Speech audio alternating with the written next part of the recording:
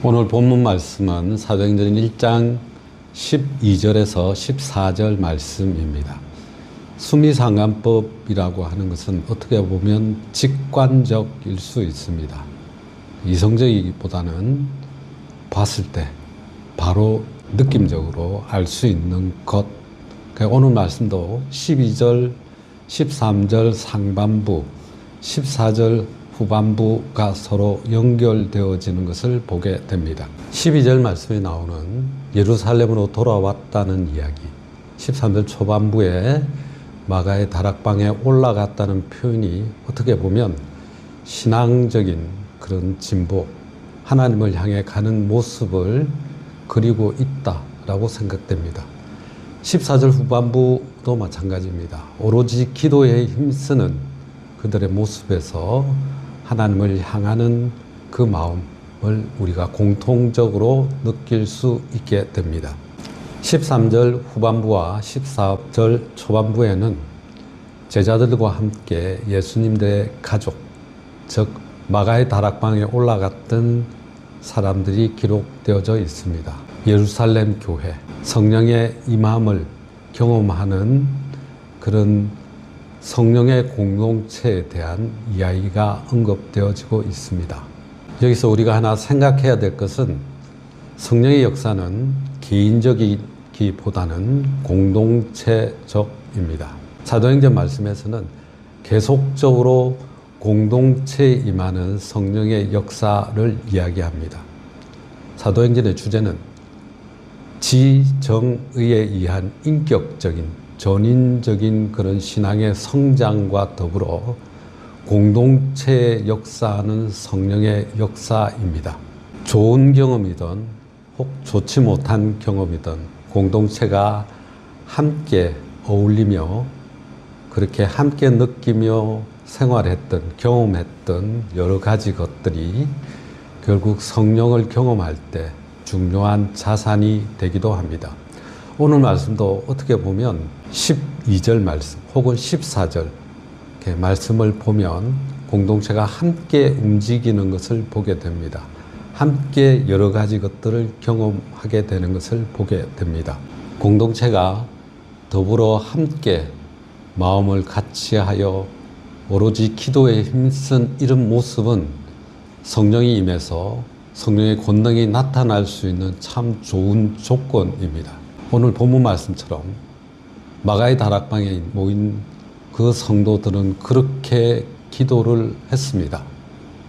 근데 여기서 하나 생각해야 될 것은 그렇게 기도했을 때 오늘 말씀에서 그런 성령의 능력이 나타나는 것들이 보여져야 되는데 그 어떤 성령의 역사가 나타나지 않는 것을 보게 됩니다. 왜 그럴까요? 저는 13절, 14절 말씀을 참 좋아합니다. 마음을 같이 해서 기도하는 공동체. 그래서 늘 교회를 생각할 때, 기도하자고 할 때 이 말씀을 이야기를 합니다. 근데 늘 마음에 걸리는 부분이 12절 말씀입니다.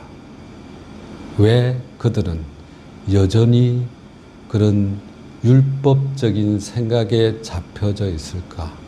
왜 그렇게 부정적인 이야기를 왜 누가는 그렇게 꼭 기록을 해서 말씀을 이렇게 혼돈스럽게 하는지 의문이었습니다. 12절 말씀에 보면 안식일에 가기 알맞은 길이라는 표현이 있습니다. 여전히 마가의 다락방에 모였던 그 무리들은 율법의 사고, 율법의 가치에 사로잡혀 있다는 것입니다.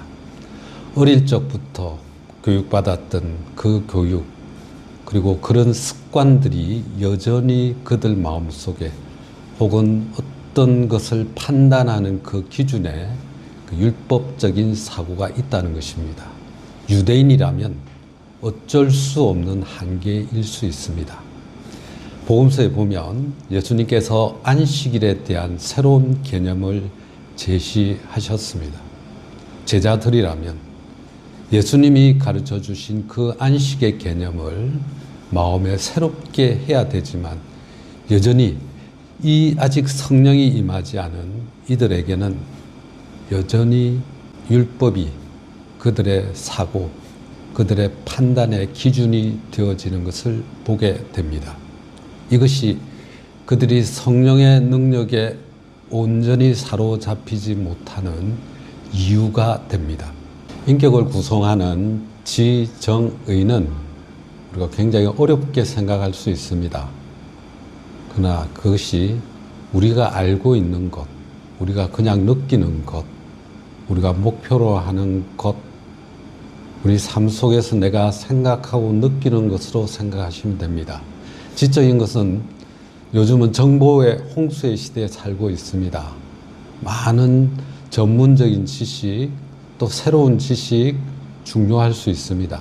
그러나 그것이 내 삶에 있어서 중요한 가치 판단의 기준은 되지 못합니다. 사람은 누구나 가치 판단하는 기준을 다 가지고 있습니다. 모든 사람이 다 그 기준이 있습니다. 그러나 그 기준은 쉽게 변하지 않습니다. 유대인들도 마찬가지입니다. 유대인들은 어릴 적부터 율법에 의한 교육을 받았습니다. 그들의 생활 습관, 가치 다 율법적입니다. 이것이 변하면 어떻게 보면 사람은 자기가 죽는 줄 압니다. 쉽게 변하지 않는 가치, 그걸 이 유대인들은 가지고 있습니다. 또 마가의 다락방에 있었던 그 사람들도 유대인이기 때문에 뼛속까지 어떻게 보면 율법적인 생각을 가지고 있습니다. 예루살렘을 떠나지 말고 아버지께로부터 약속받은 것을 기다리라는 그 예수님의 명령을 제자들은 기억하고 예루살렘을 떠나지 않고 마가의 다락방에 모였습니다. 그리고 그 약속한 것을 기다리면서 오로지 기도에 힘을 썼습니다. 너무나 아름다운 모습이지만 그러나 여전히 그들 마음 중심은 율법적인 생각, 그 어떤 변하지 않은 마음 중심 때문에 성령이 임하지 않는 그런 결과를 가져온 것을 보게 됩니다.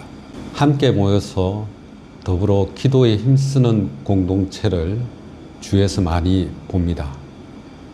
그러나 그런 공동체들에게 하나님의 그런 놀라운 권능의 역사가 나타나지 않는 이유는 여전히 그들 마음속에는 그들이 품고 있는 그 마음 중심의 핵심 가치에는 다른 생각이 있을 수 있다라고 생각됩니다.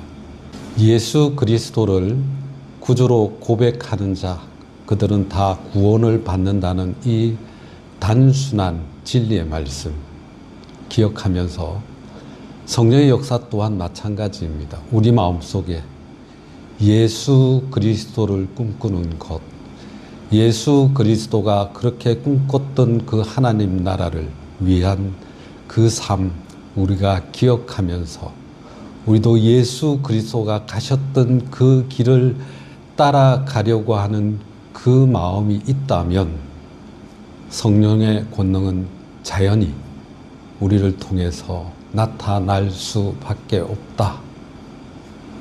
이것이 성령의 역사입니다.